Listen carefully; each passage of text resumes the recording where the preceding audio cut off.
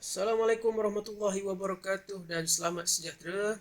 Baik, kembali lagi bersama dengan Cikgu pada hari ini.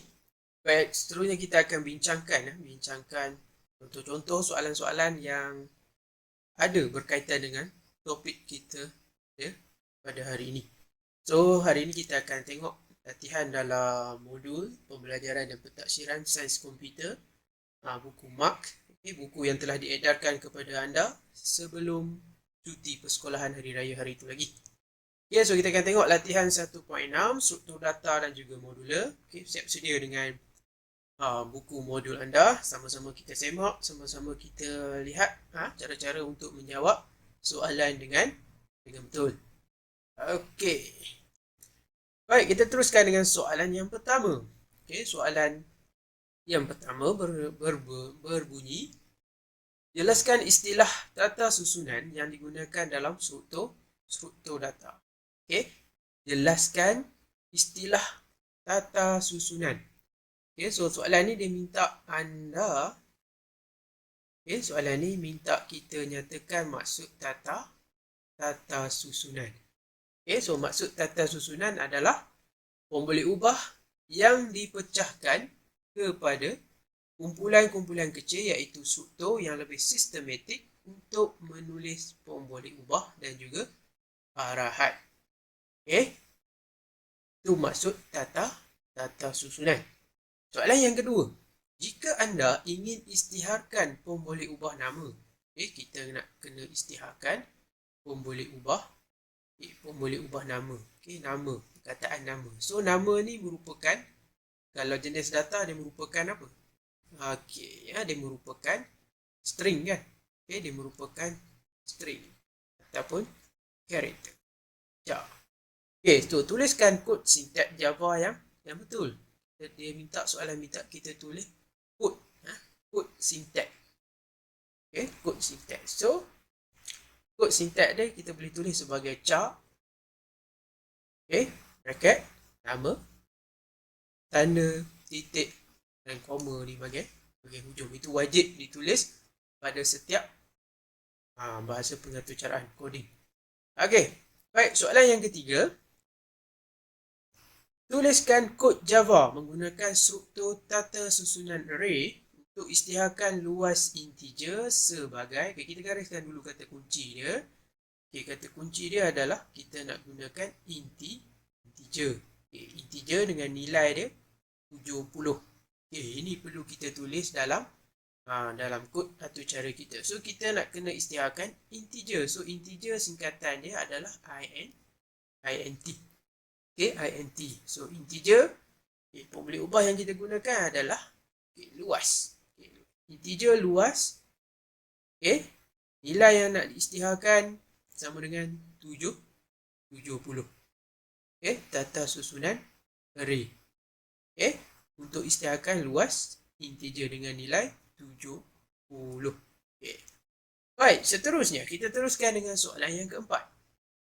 Lengkapkan jadual berikut dengan mengisytiharkan pemboleh ubah yang diberi dalam bentuk tata susunan. Dia dah beri kat kita jenis data. Dia dah bagi jenis data. Ni jenis data. Dia dah bagi integer, aksara. Aksara ni yang kita gunakan sebagai char. Nombor nyata. Nombor nyata dan juga boolean. Kita ada pemboleh ubah, umur, nama, jualan dan juga pilihan. Kita diminta untuk menulis tata susunan. So yang pertama, integer dan umur kita tulis sebagai integer, umur. Kita perlu tulis jenis data di bahagian depan. Jenis data dulu kita kena tulis diikuti dengan pemboleh ubah yang diberikan. Yang kedua, char nama. Dan yang ketiga, nombor nyata. Bila nombor nyata kita akan gunakan double. Double jualan. Dan kita yang keempat di boolean merupakan pilihan. So kita akan jadikan dia sebagai boolean pilihan. Itu tata susunan yang kita perlu tulis. Semak ni dalam buku anda, tanda secara kendiri. Baik, seterusnya kita lihat pula soalan nombor 5. Berikut adalah nilai pemboleh ubah yang telah diumpukkan. Tuliskan semua pengisytiharan pemboleh ubah berikut sebagai pengumpukan nilai awal tata susunan dengan jenis data integer. Dia dah bagi kat kita dah. Dekat depan tu kita nak kena tulis data integer. Okey, yang pertama kita ada bilangan bola. Okey, data yang pertama, setiap nombor kita ingat dalam susunan pengingatan komputer tu, dia ingat dia akan bermula dengan nombor sifar tu adalah nilai indeks yang pertama. Nombor sifar 27, 1, 34, okey, seterusnya sampailah 60. Ni untuk bilangan bola. Dan kita ada juga harga kasut. Okey, harga kasut daripada harga RM15 hinggalah harga RM37.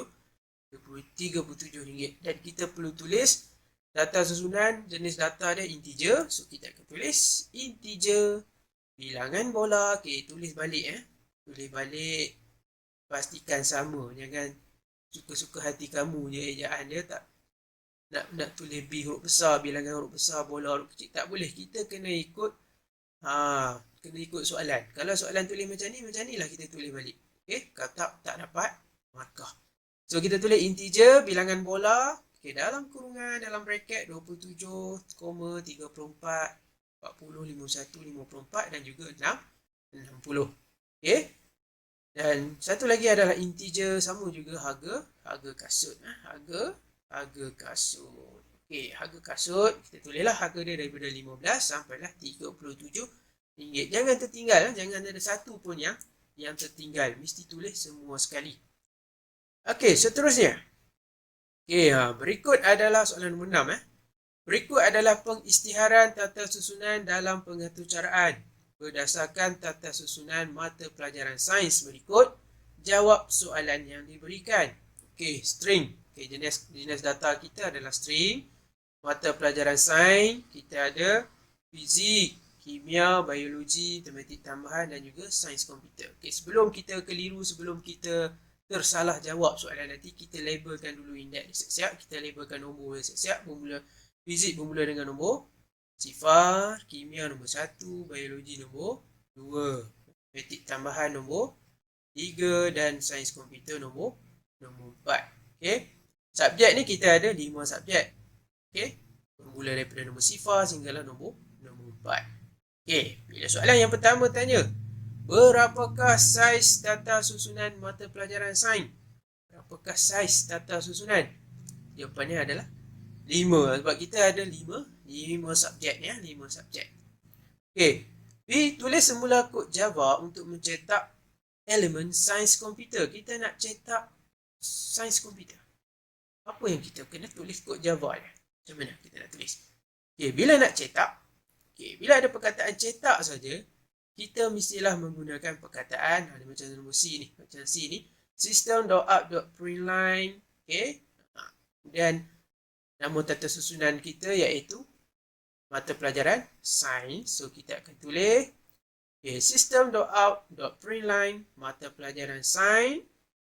Okey, mata pelajaran sains kurungan 4 sama dengan titik koma. Okey, ini adalah kita tulis sebagai apa? Sebagai jawapan dia sebab kita nak mencetak. Okey, saya tertinggal satu ni, pembuka dan juga penutup. Kat mana ni? Ni saya buka, kat mana saya perlu tutup? Ya, di bahagian hujung sebelum tanda koma ni saya kena tutup kat sini sepatutnya dulu. Kena tutup dulu di sini. Lebih kurang macam bawah ni lah. Mata pelajaran sains ni. Okey, kita kena tutup. Saya buka, saya tak tutup ni. Okey, so tak betul lah tadi. Jadi kena lengkap. Buka dan juga tutup kurungan kena ada. Okey, baik. Soalan yang ke-3 ataupun C. Apakah nilai yang dicetak oleh kod Java berikut? System.out.println mata pelajaran sains yang ketiga. Yang ketiga apa subjek tu? Ya, betul. Matematik tambahan. Kalau anda tak tulis daripada awal tadi, susunan nombor tadi bermula daripada sifar 1, 2, 3 dan 4, anda mungkin jawab dengan salah. Okey, soalan cukup mengelirukan. So, hati-hati dalam menjawab sains komputer. Ramai kebanyakan pelajar salah untuk menjawab soalan ni. Mereka faham tapi oleh kerana kedudukan susunan nombor tu terlupa untuk letakkan sifar pada nilai yang pertama, menyebabkan jawapan jadi salah. Okey, soalan D. Lukiskan rajah blok. Okey, rajah blok kat depan tu kita tulis dulu nama tata susunan kita iaitu MP Science. Okey, kemudian kita masukkan blok kita. Kita letak dalam jadual. Kita sebut blok di dalam jadual. Kita ada fizik, kimia, biologi, matematik tambahan dan juga sains komputer.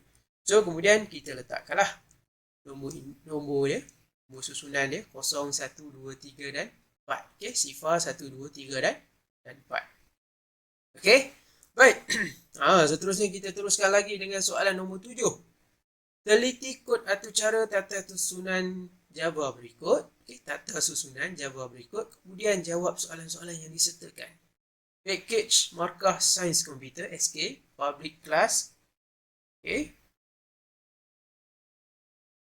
Public class, public static void main string argument, string, nama subjek, new string. Okay, nama subjek, fizik, kimia, biologi, matematik tambahan dan juga sains komputer. Dan diisytiharkan kat sini juga integer markah. Okay, dia integer markah. Okay, susunan markah. Integer kerja khusus. Okay, ini markah kerja khusus. System.out.println subjek, T markah T kerja khusus. Okay, so dalam ni, dalam output dia nak kita keluarkan senarai subjek. Okay, ini yang pertama kita tengok. Okay, subjek plus markah. Dia nak markah dan juga markah kerja khusus. Okay, jadi dia nak print serentak. Okay, for integer I sama dengan sifar, I lebih kecil daripada 5, I plus plus ini maksudnya dia akan bermula daripada bacaan yang pertama. Bermula dengan sifar iaitu subjek fizik. Okay, diikuti dengan subjek-subjek yang lain. Bila ada perkataan I plus plus ni, dia akan ikut urutan subjek-subjek yang lain. Lepas fizik, dia akan ikut urutan kimia, biologi, matematik tambahan, sains komputer. Sehinggalah bacaan tu tidak boleh lebih daripada 5. Sebab kita ada 5 subjek saja. 5 subjek saja. Okay, sebab tu dia buat macam ni arahan dia. Integer ni. Okay, kemudian system.out.println. Nama subjek I plus ni. Maksudnya yang saya cerita tadi lah. Okay. Okay, so soalan yang pertama. Senaraikan 3 pun boleh ubah tata susunan dalam atur cara di atas. Okey, 3 pun boleh ubah. Agak-agak boleh. Yang pertama kita lihat nama subjek. Okey, yang kedua kita ada markah. Okey, dan yang ketiga kita nak tahu kerja kursus ya. Itu 3 pun boleh ubah yang ada dalam atur cara ni. Okey, B. Tuliskan elemen bagi kod atur cara berikut. Yang pertama nama subjek yang keempat. Okey, nama subjek yang keempat apa? Matematik tambahan. Okey, matematik tambahan. Markah 2. Okey, markah 2. Manakah bukan markah 2? Adakah 80? Adakah 87? Yang mana satu anda rasa? Ya, 87. Kita ikut susunan sifar 1, 2. Okey, yang ketiga, soalan ni kalau tak jawab tu hilang berapa markah tu. Nombor Roman kecil tu ada 3 markah tu akan hilang. Begitu saja kalau tak buat betul-betul. Okey, kalau nak tertinggal nilai sifar agak merugikan. Dan yang ketiga kerja khusus. Yang ketiga 0123 iaitu 188.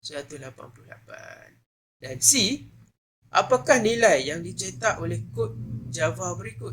Okey, system.out.println nama subjek ketiga. Okay, nama subjek yang ketiga.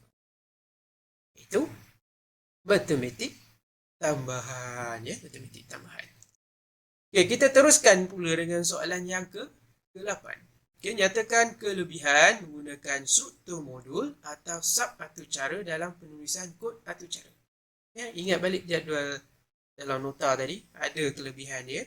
Yang antara kelebihan dia yang pertama lebih mudah untuk digunakan semula.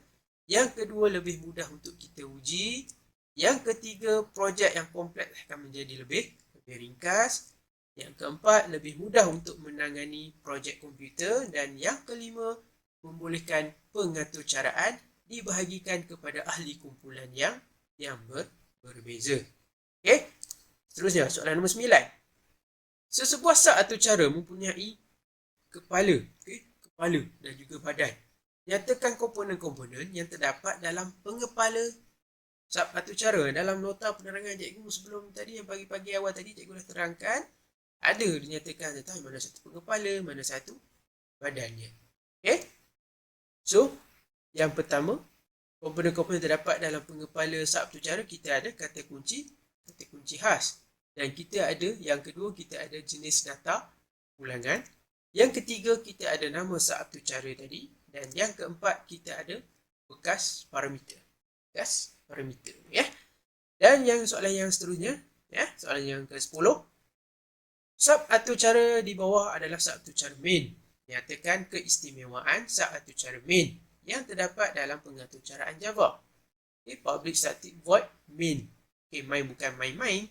Main ya, main. Okay, so yang pertama kita perlu bila ada main tu wajib lah dengan nama main kena ada main. Kalau tak dia jadi sub cara biasa je lah.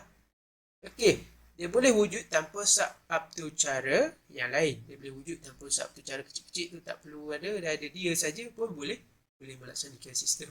Okay, yang ketiga, mengandungi baris pertama penyataan yang mesti dilaksanakan komputer sebab dia main utama itu dia kena ambil kira, kena laksanakan terlebih dahulu. Dan yang keempat, dia mengandungi baris terakhir penyataan yang mesti dilaksanakan oleh komputer, ya. Baik, itu sampai soalan nombor 10. Kita teruskan lagi dengan soalan nombor 11. Okay, berikut adalah penulisan sub cara main. Tulis mula sub cara markah untuk memaparkan markah anda adalah. Okay, dia nak paparkan ni. Dia nak paparkan markah anda adalah. So, bila dapat soalan, biasakan diri anda untuk gariskan poin-poin penting. Okay, ni. Okay. Jadi kita nak paparkan. Bila paparkan ni sama juga maksud dengan perkataan cetak. So, mari kita lihat ni. So, mestilah perlu kat atas kamu, wajib kat atas kamu, mesti ada perkataan ni. System.out.print line. Sebab kita nak cetak, nak papar, nak hasilkan output, mesti ada tu. Okay, jadi sub cara static void markah. Okay, kalau atas kita ada sub public static void main. Tapi oleh kerana sistem minta kita isytiharkan tu je, markah anda adalah, jadi kita masuk kepada sub cara yang satu lagi, sub cara asing. Okey, so dia akan wujudlah sub cara static void markah. Okay, buka kurungan, buka telinga ni, telinga kera panggil ni, system.out.println. Okey, markah anda adalah plus markah saya. Dekat mana dia akan dapatkan perkataan markah anda adalah, jadi dia perlu dapatkan dalam kelas markah saya. Okey. Baik, soalan yang ke-12. Rajah di bawah menunjukkan parameter yang terdapat dalam sub cara main. Jelaskan definisi parameter. Dia nak kita jelaskan maksud parameter. So, parameter merupakan ataupun argument ialah pemboleh ubah yang membolehkan sub cara menerima nilai daripada pemanggil. Dapat dikongsi nilai pemboleh ubah melalui parameter. Okay, so parameter dia kat sini adalah string. Okay, kita nak tengok string. Mesti ada argument. Okay, so soalan yang seterusnya, soalan 13. Sub cara di bawah menunjukkan pengumpukan nilai parameter kepada parameter. Okay, kita baca dulu coding ni. Public class markah, public static void main string argument markah. Okay, diisytiharkan markah. Static void markah integer x, integer y, integer z, integer p. Double purata sama dengan x plus y plus z plus p divide by 4 bahagi dengan 4. System.out.println purata. Dia keluar nilai purata ya, nilai purata hasil tambah semua nombor ni dibahagikan dengan 4. Itu adalah output dia. Okey, system.out.println. Okay, kita tengok soalan A. Apakah jenis data untuk parameter y? Parameter y, mana y? Okey, so apakah jenis parameter dia? Rasa-rasa apa jawapannya? Ya, betul. Integer. Kat depan tu pun dah ada dah jawapannya. Dekat depan ni pun dah ada dah. Integer y. Integer y. Okay, ada trik je dalam soalan ni. Okay, B. Berdasarkan atur cara di atas, apakah output yang anda jangkakan? Okay, apa yang anda jangkakan? So, dia nak purata. Jadi, kamu kena tambah lah. 87 tambah 72 tambah 70 tambah 82 bahagi dengan 4. So, kita akan dapat 77.7. 75.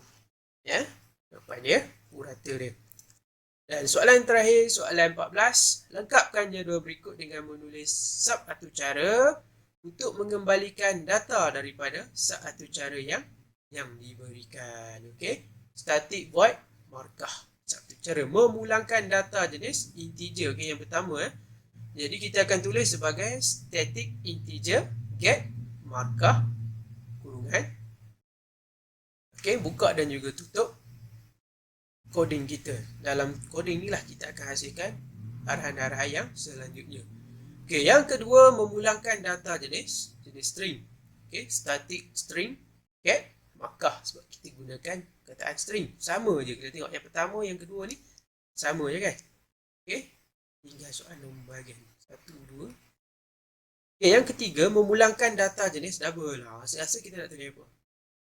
Ya, kita mesti akan tulis juga static double markah. Sama je, yang berubah kat tengah-tengah tu Okey, baik itu tadi perbincangan kita kaitan dengan subtopik 1.6.1 dan juga 1.6.2,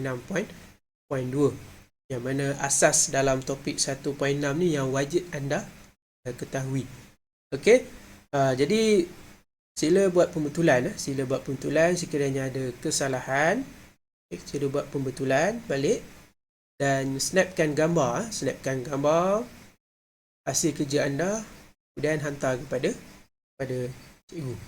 Okey, semoga anda semua terus kekal sihat, berada di rumah untuk sesi PDPR bersama dengan guru-guru lain, subjek-subjek lain. Okey, semoga kita kekal bebas daripada pandemik COVID-19 ni. So jaga diri elok, stay safe, stay at home. Okey, jaga diri, jangan ke mana-mana. Okey, sama-samalah kita berdoa agar negara kita cepatlah pulih daripada pandemik COVID-19 supaya kita dapat melaksanakan aktiviti seharian seperti sedia kala. Okey, sampai jumpa lagi untuk next kelas kita, dan di kesempatan ini cikgu ingin mengucapkan selamat hari raya, maaf zahir dan batin, dan selamat bercuti pada minggu hadapan. Okey, Assalamualaikum warahmatullahi wabarakatuh. Sampai ketemu lagi. Bye bye.